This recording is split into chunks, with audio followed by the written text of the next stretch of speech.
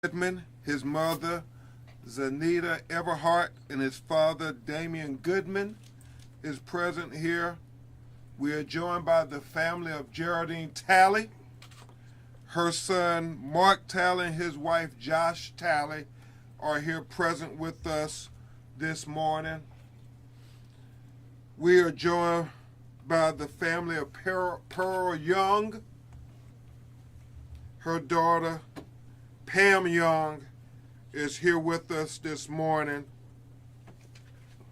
And we are joined by the family of Ruth Whitfield, whose son, Garnell Whitfield, and his wife, Cassetta Whitfield, is present with us.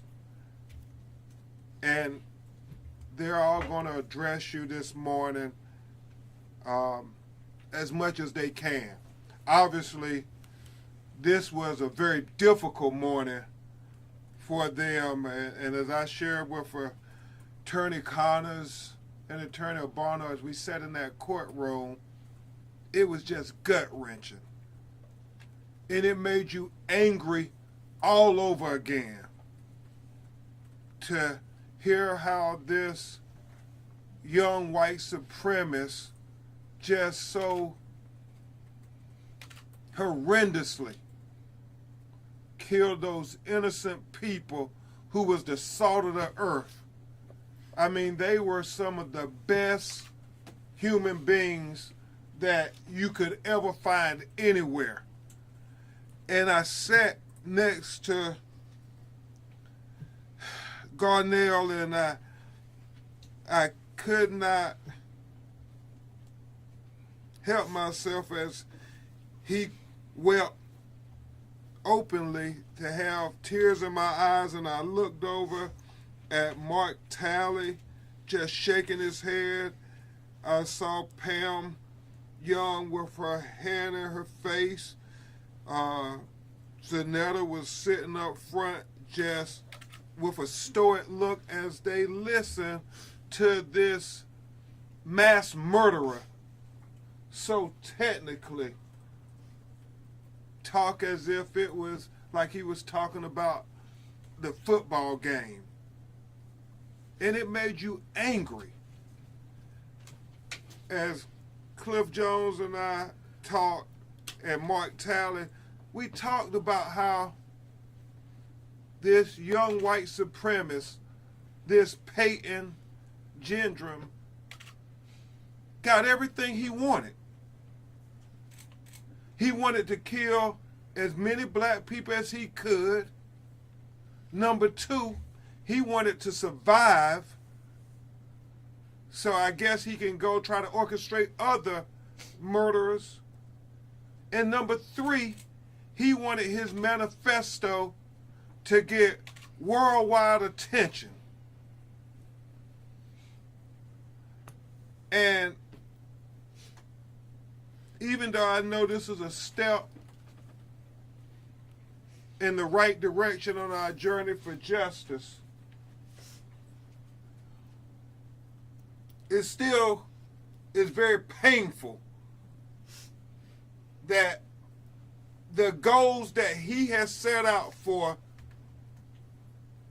he seems to be accomplishing.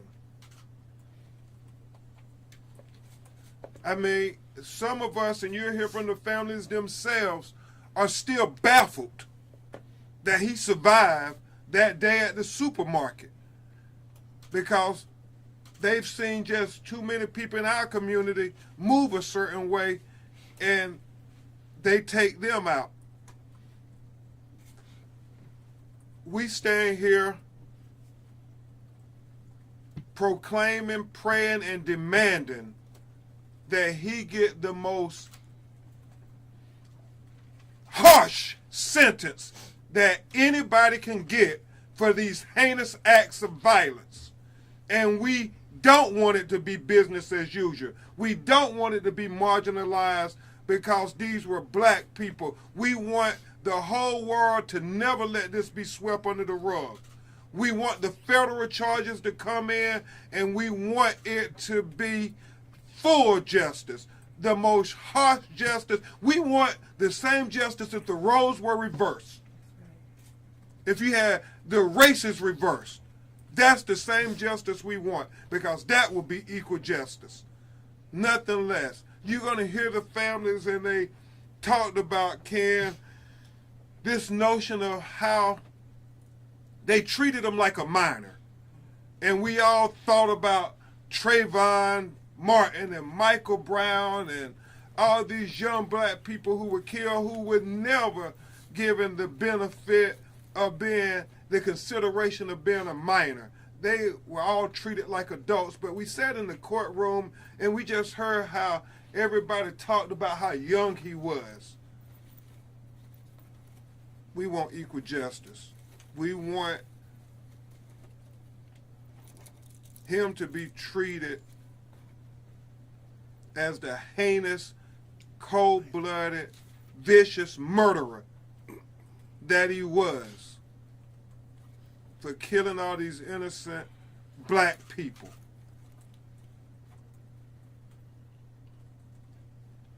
It is emotional, and we are angry. You're going to hear from my great co-counsels, Attorney Terry Connors, who hails here in Buffalo, who this is, his community is very, very personal for him, and he lives here every day dealing with these matters. And he and I talk constantly about how we don't let people forget about the victims of the Buffalo shooting massacre. We know America has a short attention span. So I thank you, Terry, for doing everything in your power to continue to say that their lives matter. And after Attorney Connors, you'll hear from Attorney Urbano, and then we'll introduce the families to you. Attorney Connors. Thank you. I've sat in a number of courtrooms over the years. I've stood in a number of courtrooms over the years, been involved in a number of cases, many of the groundbreaking cases in this community. But I've never sat in a courtroom and heard such bone-chilling terror as was matter-of-factly spit out of his mouth of that shooter. I almost couldn't believe it. It was as though he was bored halfway through the recitement of the allegations against him. And Ben has said that he achieved most of his goals, and he may have achieved some of his goals that he set out for, but I will tell you this remarkable group of people that I'm privileged to assist in this matter, they have a lot of goals too. And this is just the first chapter of accountability. There is much more to come, because we're going to see that these remarkable people are able to bring something positive out of what is the most horrible tragedy in their lives. And that's what they want us to do. They want us to hold people accountable, get them answers, and we're going to do that.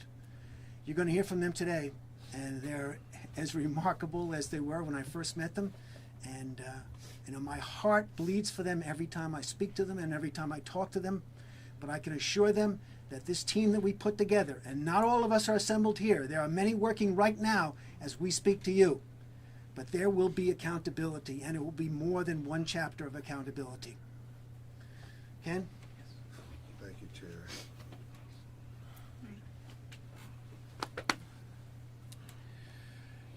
As Ben spoke of full justice, as Terry spoke of accountability and many other chapters, we are here for these families.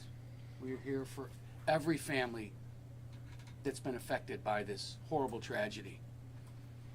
We heard some questions of D.A. Flynn that touched on certain areas of gun control and other areas of social media control.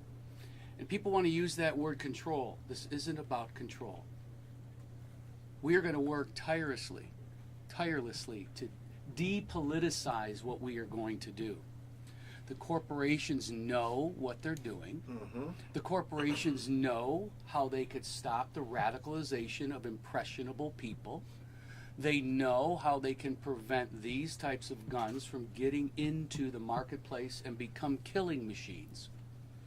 Those are our goals and our missions for these families and for every other family that we pray will never have to go through this again.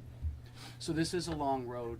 It is a long journey, but we are in this most definitely for the long haul, and we will not stop until we get full justice and until we have full accountability for these wonderful people and the loved ones that were lost. Thank you. Amen. Amen. Thank you so much, Terry and Ken. You know, the people who continue to espouse this race replacement theory, blood is on their hands. People who are allowed to be proliferated over social media and the internet, the blood is on your hands too. And as you hear our clients talk today, I want you to know that even though Peyton, this young white supremacist, pulled the trigger, there was a lot of other people who loaded that gun. And we plan on holding all of them accountable. So it can hopefully prevent the next racially motivated mass shooting, not only here in Buffalo, but anywhere in the United States, anywhere in the world, because what did you tell me, Terry? Somebody praised this young white supremacist over in Europe who did a mass shooting? He was called Saint Gendron. That was his quote. Well, Saint Gendron is no saint. He's a devil. That's what he is. He's demonic. And we should treat him as such.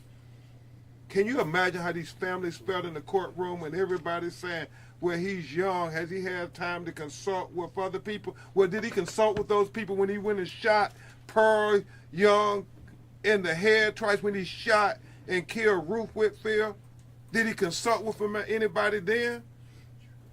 It is very emotional when you think about how they seem to give all the consideration to him that we don't often see. And that's why we continue to say we demand equal justice. The first person that you will hear from are the parents of Zaire Goodman, Miss Zanita Everhart and Mr. Damon Goodman.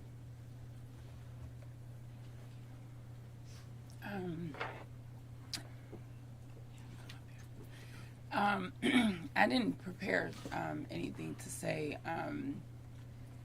I'll just say that first, thank you all for continuing to cover this story. And today was not easy. Today was hard. For me, the hardest part was a lot of what was read out loud in the indictment. I had never heard before, because even though I've done hundreds of interviews with many of you, I haven't watched the news since this happened.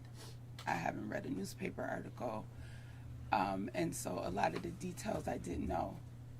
And then to hear Zaire's name spoken out loud, that was a hard pill to swallow. Because it just brings back that day all over again. The only thing I know is from what Zaire told me. And sitting in that courtroom today and being kind of perpendicular to the terrorist, for a while I just watched him. Because I go to these court hearings and things because I just need to be in the space of the person who tried to kill my son. I don't know why I need to be near him, but I do. But as he was talking, it was the sound of his voice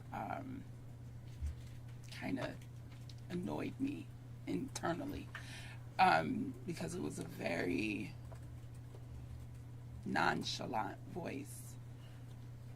Although the questions they were asking him were yes or no or guilty or whatever, the way he said it was very nonchalant. And to me, it's because he's been treated that way. Young white men in his position who survive these mass shootings that they cause tend to have the support of a community who think that what they did is okay. And it's not a problem, and they're just doing what they're supposed to do for whatever sick, disgusted, twisted reason that they believe. And his voice made me feel sick, but it showed me that I was right in all the times that I've said that this country has a problem. This country is inherently violent. It is racist. And his voice showed that to me today, because he didn't care. He didn't even feel, you couldn't hear him in his voice. He was just a robot.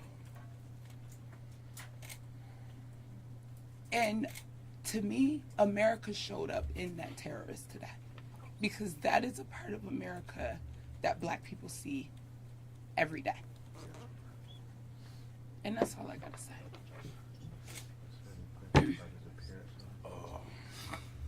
It was just upsetting being in court. Clearly this child is guilty of mass murder.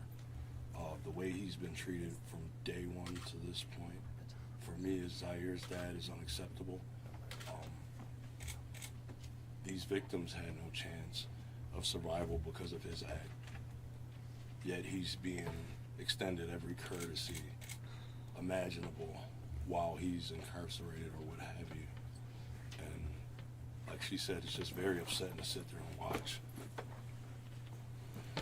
Zanetta, do you want to share with them what you said about his appearance with us? Yeah, I mean, it goes to what I just said. His, the way he acted in court, the way he stood there, his voice, there was nothing behind it. And when he walked in, the first thing we said to each other was, wow, they cleaned him up. He got a haircut, you know? He looks like this little 18-year-old child, Boy next. right? And but that's how America treats young white men, right? We keep them that way. We show them in a way that doesn't make them look threatening, and it's disgusting, because if that were my son, if that were Zaire, you know, pictures of him would have been in a hoodie, and right, like that's how we project black men in this country, and we clean up our young white kids. They would have made a young black man a thug. Nobody has made Peyton a thug. He's a thug. He is a thug. He's a demonic thug. But we don't paint his picture like that. Thank you, Zanetta. Thank you, Damon. Next, we will hear from the son of Miss Geraldine Talley, Mr. Mark Talley, who's been doing everything in his power to turn his pain into power and advocacy. Mr. Mark Talley.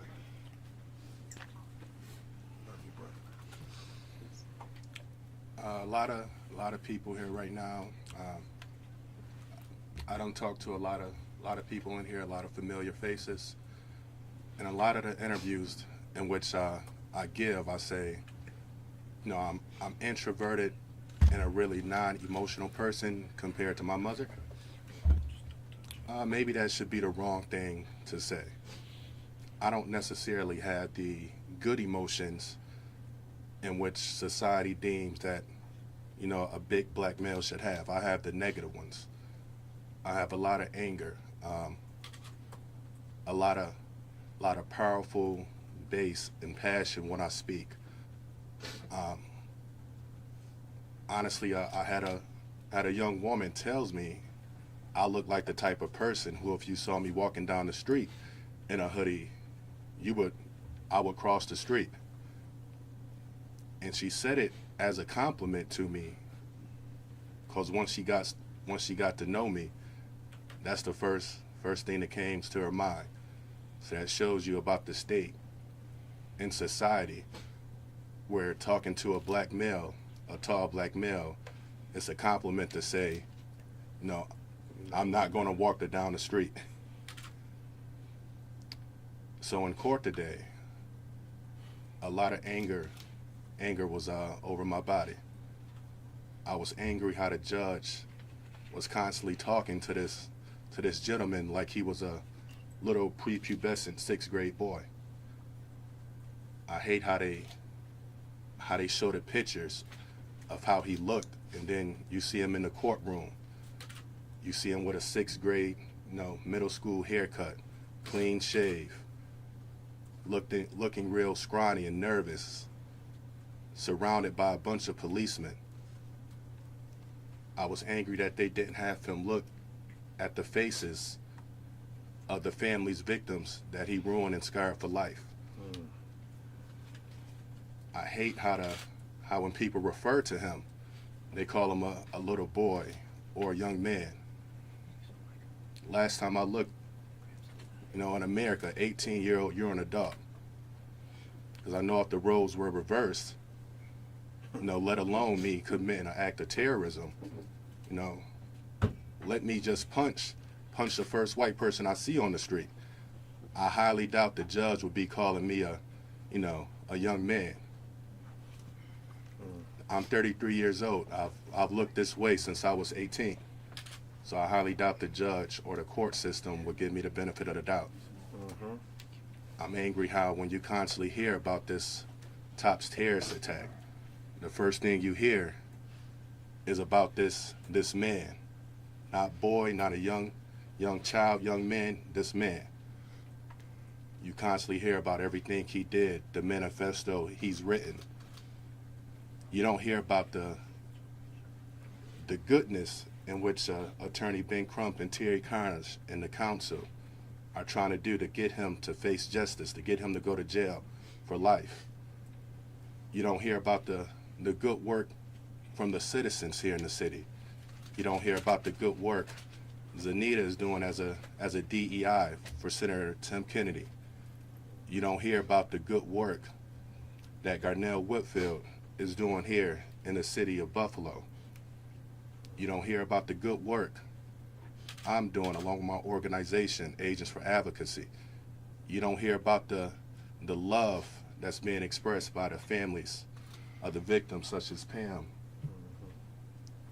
All you hear about is this man, this racist attack he did, and how he had it linked up to 4Chain. Heck, 4Chain has gotten much publicity out of this for the past 6 months that they've ever had before. You don't hear about how there needs to be more legislation for gun control. At the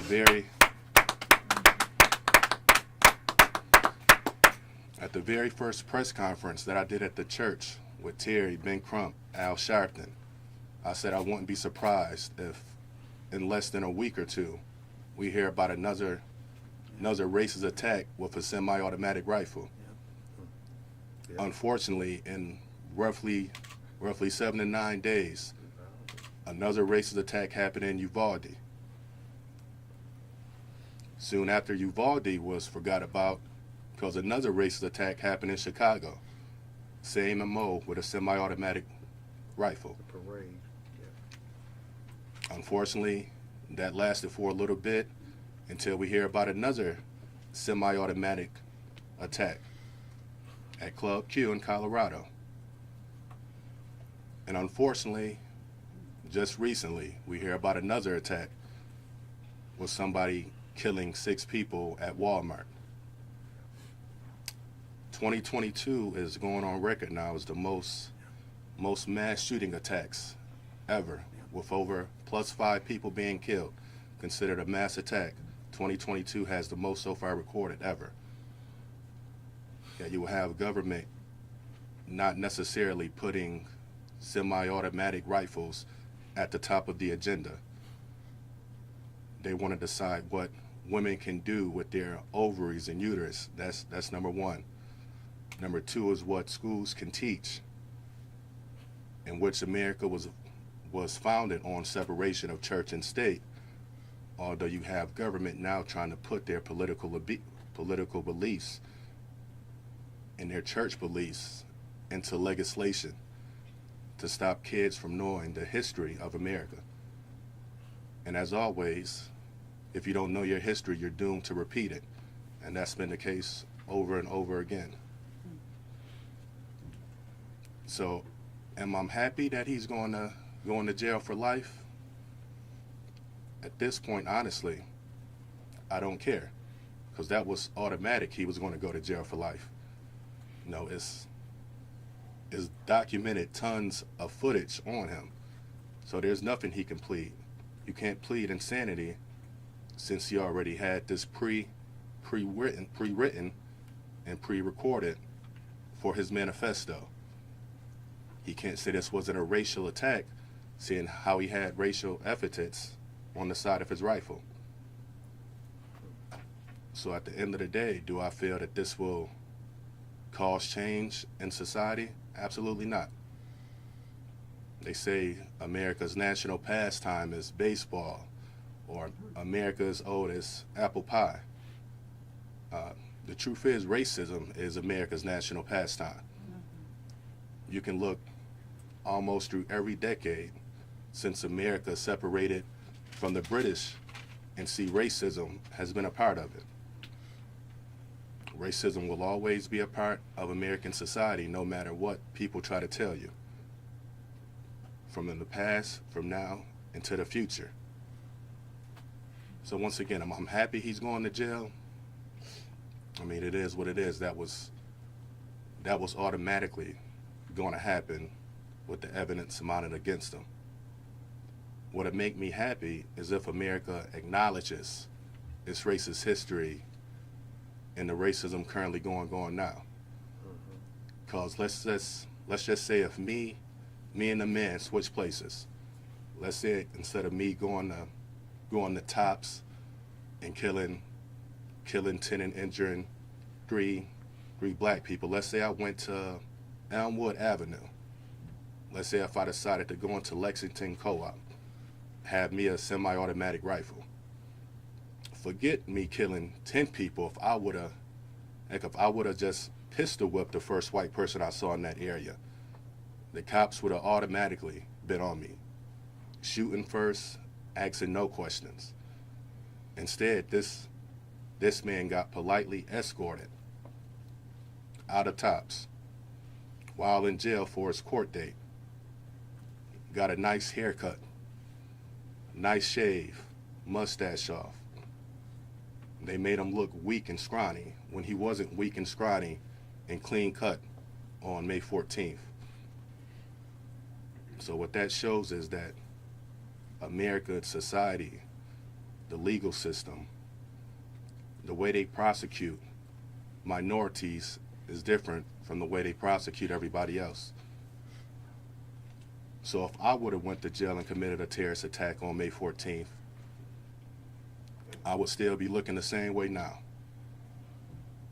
And it's unfortunate that this stuff continues to keep happening. But like I said, it'll keep going forward. America will always make the minority look a lot more rougher and scarier than they are, and they'll just make the average white person look like a prepubescent boy or girl. Thank you, Mark. Thank you for bearing your heart and your thought-provoking insight, because that was your mother, Geraldine Talley, who he shot and killed. Cannot say enough about how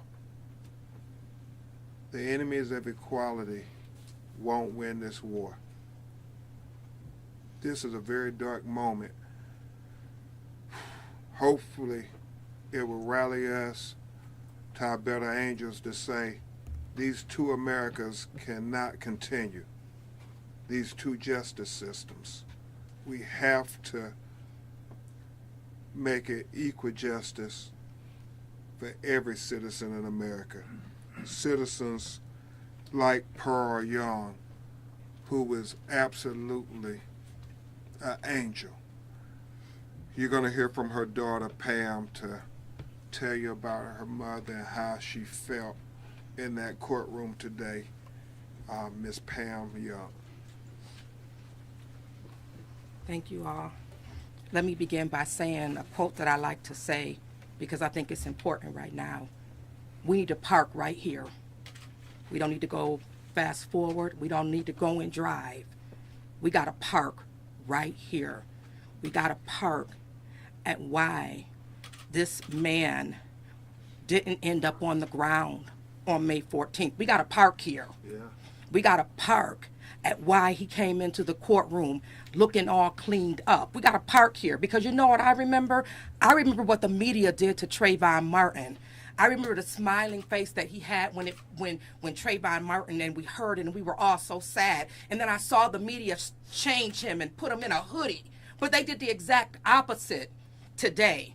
They made him look, as Mark said, like a pubescent teenager. He was a man. Yeah. We need to park here. America needs to park here and look at ourselves and ask ourselves, why are we doing that? Why is it that we change the narrative when it's a black boy? Why is it that our black boys, when they're 10 and 9 years old, they're called men, but he can be 19 and we consider him a boy still? No, there's a problem with that. We need to park here, America. We need to park here and ask ourselves, why are we doing the things we do? Why do we think the way we think? And it requires us to be introspective. It requires us to start really going deep down on the inside. But if I were to say anything today, I would say, let's park here.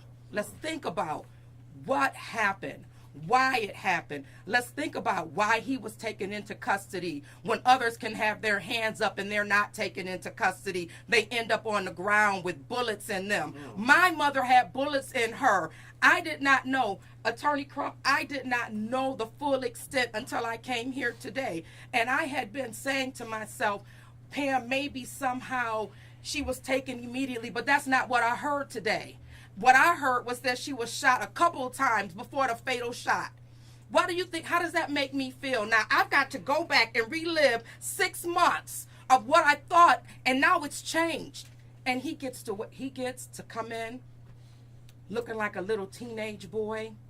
No. We got to park here, America. Are you willing to park? Are you going to go and drive? Go to the next story. Go to the next city. No. Park right here in Buffalo. Mm-hmm. Ask yourself why it happened. Ask yourself what kind of nation are we that this is allowed? Ask yourself, why are guns on the street that can take so many people's lives in 2 minutes and 3 seconds? 10 people killed, 3 of them injured. Ask ourselves why our politicians refuse to believe in white supremacy. Ask ourselves why the FBI can go in August and testify and they still say that white supremacy is not real. We've got to call it out. Mm-hmm. We got to park right here. Thank you. Thank you, Pam. My Lord. Thank you, Pam. And finally, you'll hear from the family of Ruth Whitfield. Garnell Whitfield has been a voice that has echoed across the country when this tragedy first happened. And him and his wife, Cassetta, are going to come and address you. And I know this is extremely difficult for him. So he will be speaking for him and his family. Thank you, Ben. I want to thank the families who've already spoken, the attorneys. They've already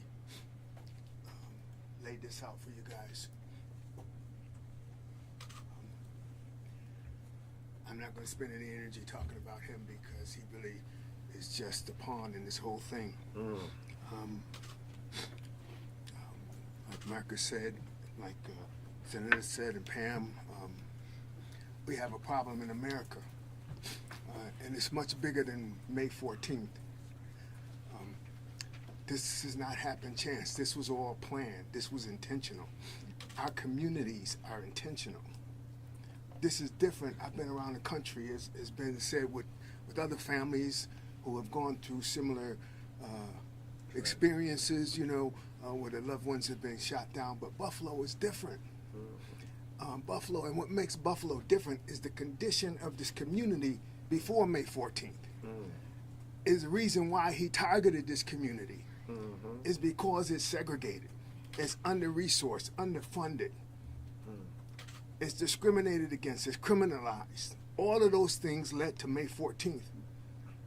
And that's what we got to talk about. I heard a lot about justice today. There is no justice unless we deal with that. There is no justice unless we deal with what facilitated this murder, these murders. We got to talk about that. We got to talk about, you know, the conditions that are in our communities that exist intentionally. Let's not beat around the bush. Let's not, you know, around the edges. We can talk about gun legislation. We can talk about all of those things. They're important. I support it. I've been around the country talking about new gun legislation. These things are important. Laws are important.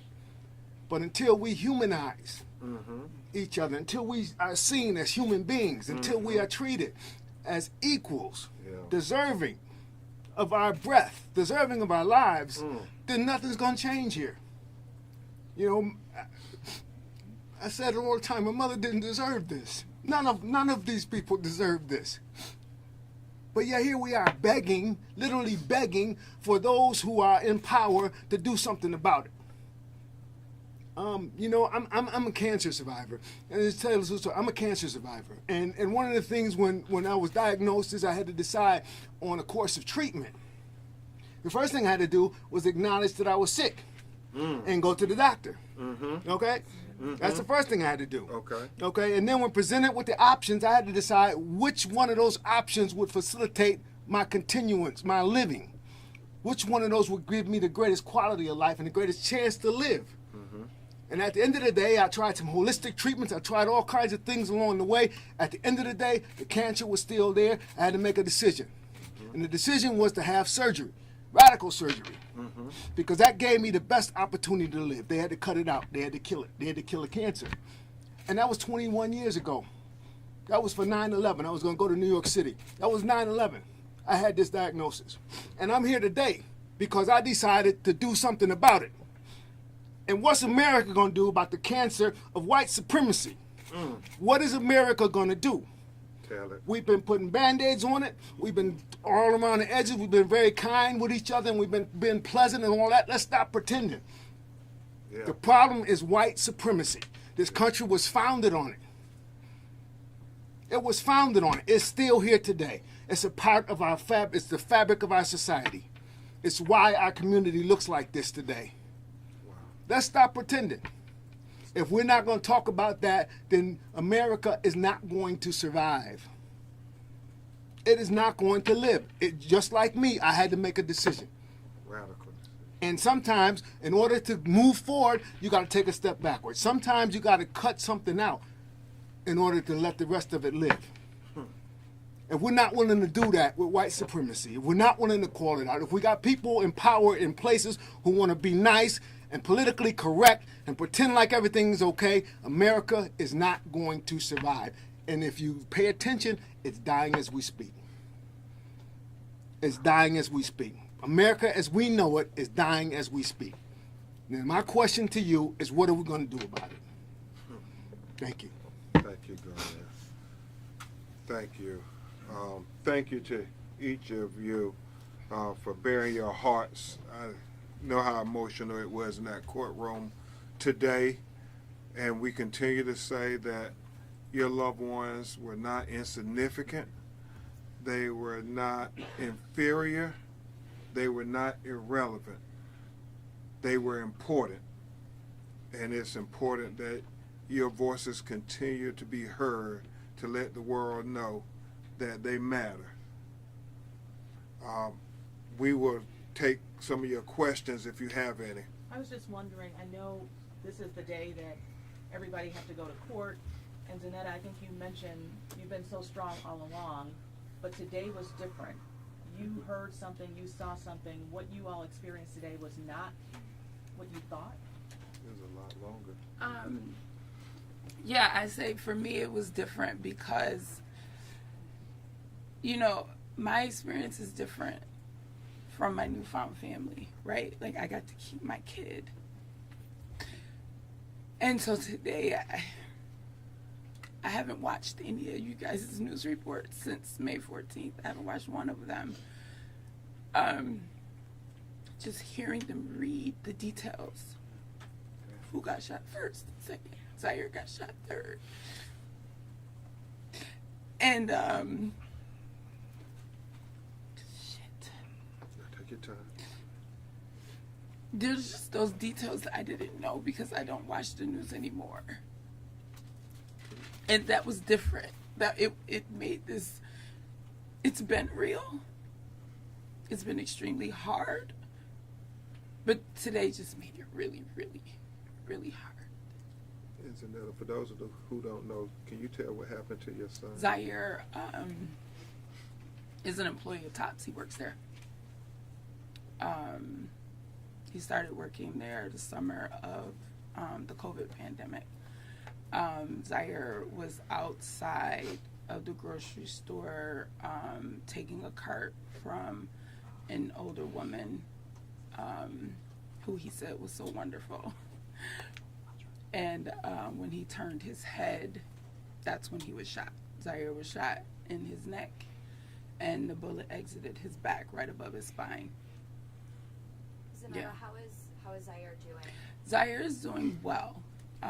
You know, he's injured, right? Like, we're not gonna act like, you know, Zaire was badly injured. But Post-traumatic stress. he miraculously survived that gunshot. The doctors told us, they said an inch left, right, up or down, Zaire wouldn't be here. They still don't know how that bullet missed everything. And so Zaire is dealing with that still, right? He goes to therapy once a week. He's, you know, dealing with survivor's guilt. Like, he's 21, you know, and this is a lot of weight on him. This is a lot of weight on him. And this is why, like, he doesn't like to come to things like this, because he doesn't want people, he doesn't know what to say half the time, because he feels bad that 10 people died. He feels very, very bad about that. But he's physically getting better. He's well. We got a chance to take a vacation so he could get the hell away from all of this. Yeah, but it's rough, you know. Yeah. Attorney Crump, you also talked about, and the families talked about, the shooter and how he was presented in court. And you've seen Trayvon Martin, what we saw with George Floyd, everyone else. Why does that keep happening, and can no change be made with that, with the perception? How do you change that perception that's out there of our black men? A lot of it goes to what Garnell Whitfield said. It has to be a radical change.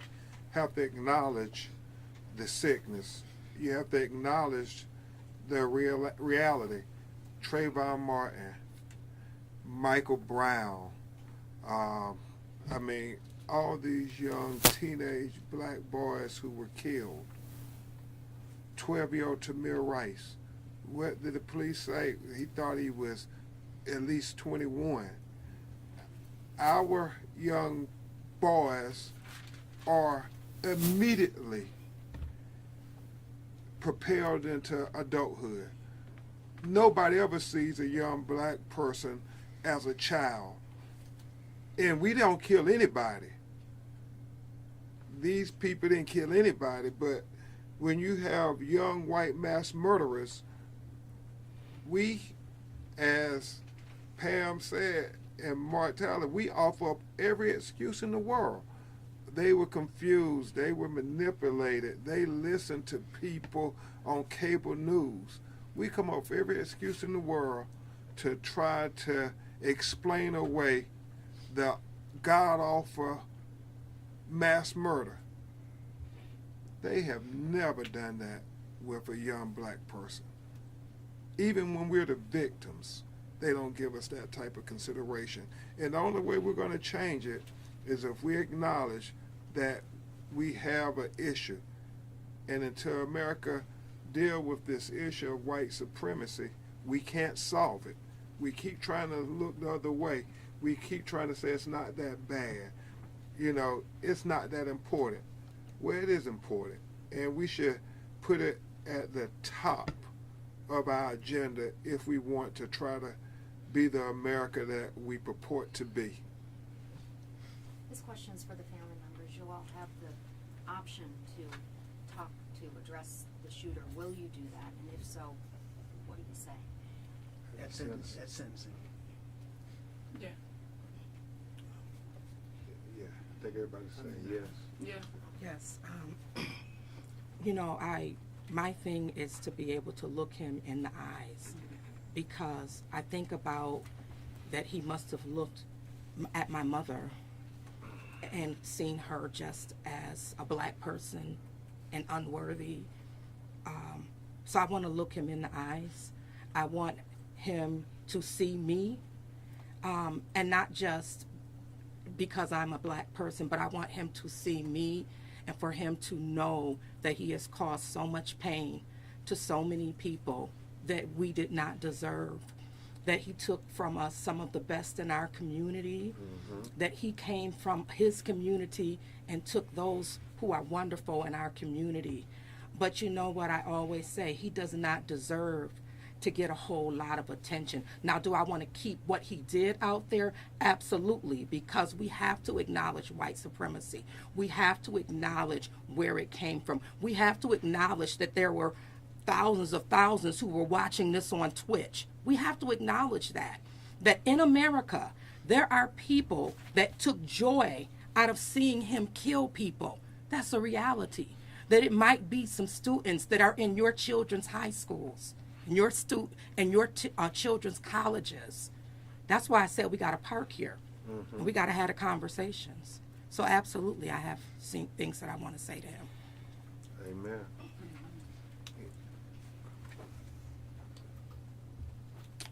I don't prepare to give him any type of written statement. As far as I'm concerned, he's beneath me. His family is beneath me. Anybody who he's ever came contact with is beneath me. His community knew that he had problems and did nothing to try to mitigate it. The only hope, joy, and pleasure in my life is that he gets sentenced and has to remain here in the city or close to it. I don't want him going out to Niagara Falls County, Cattaraugus County, Broome County, Alden County. I want him to stay right here in Erie County, whether at the holding center or someplace else nearby. I want him to constantly fear every day that his life is in jeopardy, because he's either going to have to be 23-1, and his mind after 2 weeks will eventually end up destroying him, or he goes into the general population. If he goes to general population, whatever happens, happens. So I want him for the rest of his life to constantly have to think his life is in danger. I want him to have to live with that fear. I want that fear to eat him up inside, because that's the same fear that my mother went through. She was the last victim. I saw the video when it first started leaking, and I saw the 2 shots going into the side of her head. So I want him to feel the fear that my mother felt, that something horrific is going to happen to him. And I think the best chance of that is going to happen in Erie County. May sounds dark, may not be the right thing to say. I really don't care. I want that pain to eat at him every second of every day for the rest of his life. And I think the best chance of that happening is right here in the holding center or someplace in Erie County, some jail in Erie County. Because I'm confident the further he gets away from having a more diverse population, I believe he'll eventually become idolized out in the Audens and the Cattaraugus counties. Thank you, Mark. Any other questions? We'll take one or two more. Yes, ma'am. Why do you think that Peyton Gendron pleaded guilty today? What do you think was his motive for doing that? Attorney Connors, you want to address that, or Attorney O'Connor? Okay. So, Why do you think he pleaded guilty today? Y'all can address that. if you talked with did you talk with? I did, yeah. Then go ahead, if you talked with. So 3 weeks or so ago, I had a visit from the defense counsel, both the defense counsel in the federal prosecution and the state prosecution. And it was at that time that they proposed the possibility of him pleading guilty to every count within the indictment, that they felt as though that was one way in which they might be able to mitigate the decision with respect to the death penalty in the federal system. And so they proposed to do that. They actually came to see us, and I sent communications to all the family members and all co-counsel because they wanted us to know about it first. They then approached the district attorney and said, we've made a decision to plead guilty, and as you heard John Flynn say today, he really had no conditions he could put on them because at that point they were pleading to the entire indictment. But clearly it's because the evidence was overwhelming, there was no path forward, and this is the only opportunity to perhaps convince the federal government that the death penalty is inappropriate because legitimate law enforcement objectives, that's the words they use, were obtained, and because there was no need to go further for the prosecution. Those are the primary reasons. They also said, and I'll repeat this because it's truthful, they did say that they wanted the families to know that was his intention, and that hopefully that would save them the grief, the agony, the horrible proof that would be part of the state prosecution. Attorney Obano, do you want to address? And Ken was born here in Buffalo, so this is very personal to him as well. When I was here 5 months ago, I just couldn't even bring to words the unspeakable tragedy of seeing what happened just near where I grew up. My parents still live here, and it's absolutely horrible. And as Terry just said, in an effort to try and spare his life, we have this demon trying to spare his life. He didn't ask. He didn't give anybody a sparing of a life other than what we heard was an individual who he shot inadvertently who was white. Mm-hmm. He didn't ask anybody's family members if it was okay. He just callously took their lives. I sincerely hope that with the efforts that we are going to advance,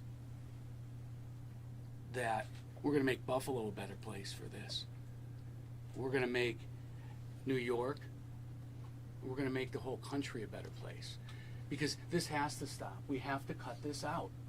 We've got to find it, identify it, and force people to admit it for what it is. Because if we don't, we'll never change. It'll just get swept under the rug. It'll be yesterday's news. We have to stop that. We have to show courage. And everybody in this room needs to ask those questions. How do the people in power show the courage to help stop this? Because we need their help too. And it's like Pam said, we got to park here. Mm-hmm. We got to park here. And what Terry and Ken said reminded me that I'm going to send a letter to Attorney General Merrick Garland and Kristen Clark, the head of the Civil Rights Division, and ask them to do exactly what they did in the killing of George Floyd, even though the state went forward to bring federal charges and make sure that the full weight of the federal government speaks to this racial motivated killing. That is the only way I believe these families will get full justice.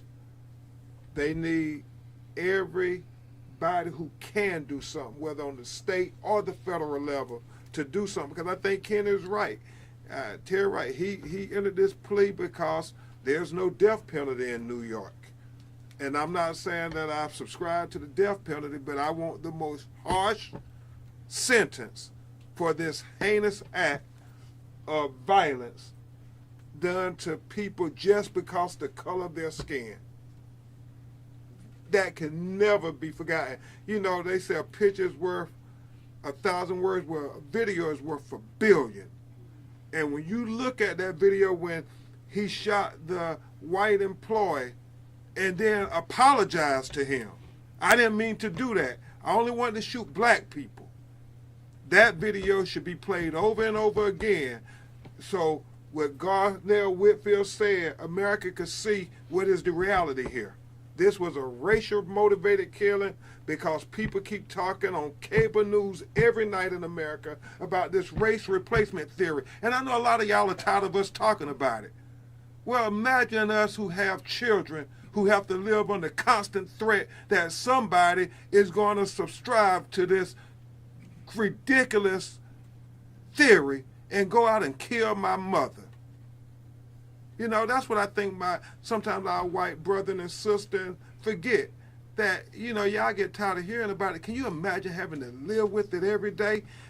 You know, Garnell and Pam, they had no idea that some young white kid was going to be radicalized and it was going to be their mother. I mean, Mark Talley. I mean, these mothers were the best people in the world. They probably would have prayed for him. And so that's why we so aggravated, because it just seems to be business as usual, sweep it under the rug. It's not that important what happened in Buffalo. Well, it is to us. And it should be to everybody.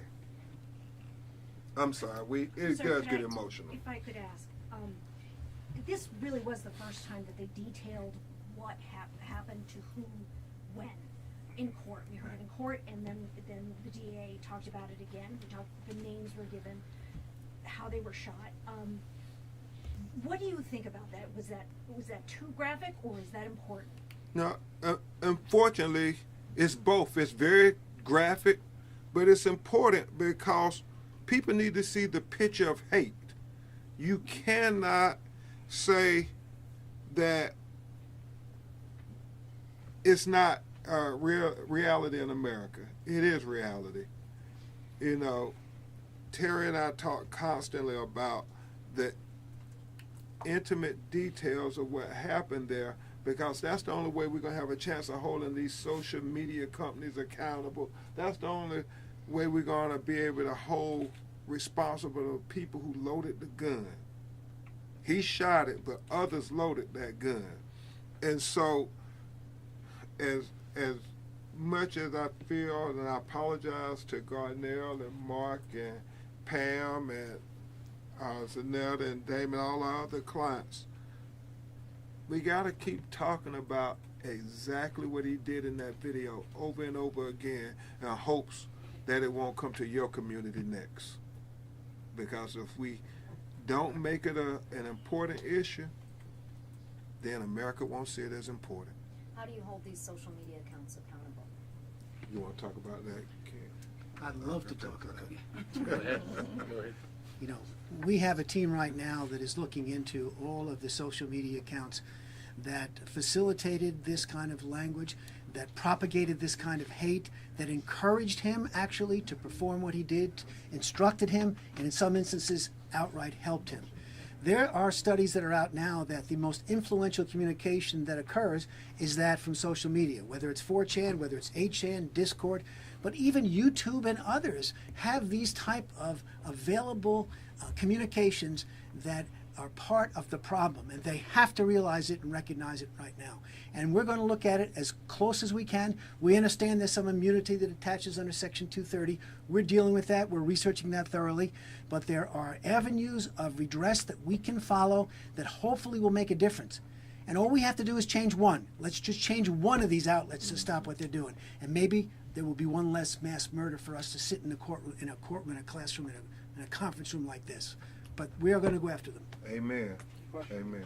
Question for the family members, and if you don't want to understand, I don't want to answer, I totally understand, but given the nature of what you've heard and saw and everything today, does that alter, does that change completely, does that enhance your feelings in terms of the severity of the punishment in federal court for shooter here, whether it's a death penalty or anything for that matter? And then we'll take one more after this. I mean, as I said before, I'm not really concerned about him.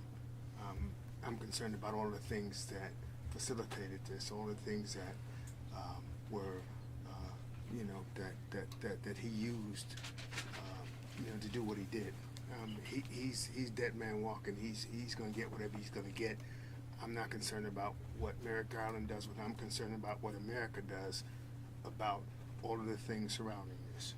And so that's where my focus is, not on him. Yeah. I'm sorry. Go ahead. No, take your one time. other thing. Because he pleaded guilty, my concern is there were no cameras allowed in that courtroom. Yeah. Okay. And the true story and the full story did not get out. And my concern going forward is that this story is told, that it's not covered up, it's not buried because of a plea deal or because of anything else. And what's important is that the history of what happened on 5/14 is told completely and honestly. So it's a part of our history. So many times in America, down through the years, they've cut us out of the history books. They're taking books off the shelves now. They've not included us as a part of the fabric of this nation. And I want to make sure that that does not happen with 5/14 or anything else going forward. It's time that we write our own narrative. It's time that we control our own narrative. And that's what this is about for me. Yeah. We can't say 5/14 enough because they forget about it. And I will say, you know, one of the reasons I feel so compelled to reach out to the Attorney General of the United States is because this is a national issue, and our community needs to see that they take it seriously. Now, this Justice Department has done a lot of historic cases when it comes to racial justice and racial reckoning in America. When we think about George Floyd, tragic killing, and we think about how Ahmaud Arbery was lynched in Georgia. But right here in Buffalo, New York, it needs to have the full weight and breadth of the federal government using all of its resources to let not just these families, but other black families and brown families, whether in Uvalde and elsewhere, know that you are worthy and deserving of every constitutional promise that America gives to any citizen. That's why I want Merrick Garland and the federal Department of Justice to bring the charges against this young, white, demonic supremacist. And I keep saying demonic because only a demon would do something like that. All right, last question. Oh, yeah, please, Mark. I echo everything Garnell said, but I wanted to get back to what Mr. Crum said, how a picture is worth 1,000 words, a video is worth 1 billion. I used to work at Erie County Medical Center as a public safety assistant. In order to get that position, had to pass the civil service and also get your security guard license. In the act of getting a security guard license, they make you watch this video. And the video was a school shooting that happened in Florida. And it showed these two white students going around with semi-automatic rifles, basically taunting all the children left hiding on their desk or pretending to be dead. And it showed them just hitting them with the rifles, saying they don't believe they're dead, and they just end up shooting each one of them. And that was the first time I ever saw like a mass shooting, not the clips you see on the news or the pictures that they have, just the full onslaught of the mass shooting. And this may be radical, but I'm just speaking for myself. I think that needs to be more prevalent in society. For years, African Americans talked about how there's police brutality going on in society, and nobody believed them until the Rodney King footage came out, which started the Los Angeles riots. You had nobody believe the crack epidemic was as bad as it was, till you had HBO documentaries going out showcasing the effect and footage of what crack does to an individual and their families. With the opioid crisis, same thing. You had all of these documentaries going out showing all this footage, real life footage of people doing whatever they can to get opioids. Was there shooting them in their neck, arm, or genitals? They showcased it. The Black Lives Matter movement, that never would have got started and happened as fast as it did without the footage showing the policeman with his neck on George Floyd, with his foot on George Floyd's neck for roughly 8 minutes. And I think that's what they need to start doing with more of these mass shootings. Like I said, I watched the entirety of the footage, and it's one thing to constantly talk about racism in America, or talking about mass shootings, banning semi-automatic rifles. But until you actually see somebody with an illegally modified semi-automatic rifle pointing at people and just shooting them, you can't feel the pain and sorrow of what it is. Thank you, Mark. Hopefully we'll all, as Garnell said, remember 514, and we will refer to the murderer of their mothers and fathers as a demon. No more trying to make him look like the clean-cut young boy next door. No, he was a demon. And if he did this to your family, you would be thinking he's a demon. Because he did it to our families, I don't want you to think anything less. We thank you. We will keep you updated. Attorney Connors, is there anything else? No, I think we've covered just about everything.